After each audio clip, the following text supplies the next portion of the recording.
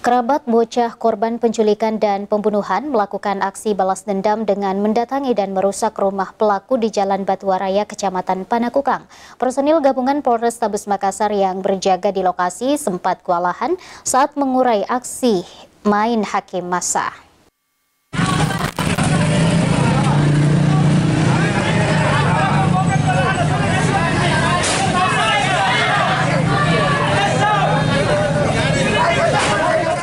Usai melaksanakan pemakaman, ratusan kerabat dan keluarga bocah korban penculikan dan pembunuhan langsung mendatangi rumah pelaku di Jalan Batuwaraya, Kecamatan Panakukang, Kota Makassar, Selasa sore kemarin.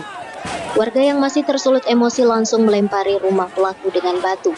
Aparat personil gabungan Polrestabes Makassar yang berjaga di lokasi sempat kewalahan saat menahan amarah warga yang semakin beringas. Jumlah massa yang lebih banyak dari polisi membuat warga leluasa melakukan pengerusakan di rumah pelaku. Seperti diketahui, objek yang dirusak warga merupakan rumah orang tua salah satu pelaku yang menculik dan melakukan pembunuhan terhadap bocah berinisial FS usia 11 tahun.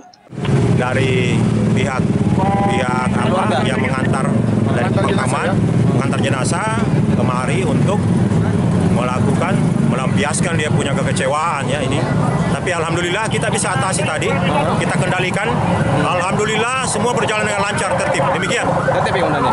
Benar kalau untuk pengamanan di rumah-rumah yang terduga pelaku dan untuk olah TKP seperti bagaimana? Tetap kita serahkan kepada Polsek Panakukang, di backup juga oleh Polrestabes.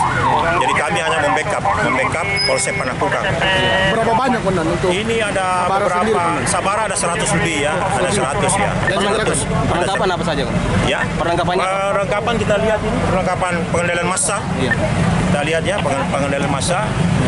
Kemudian tadi kita lihat juga anggota kami bisa mengendalikan massa di lapangan.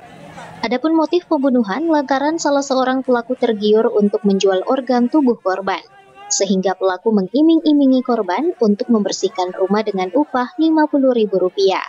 Rusma Wandirara, Celebes TV.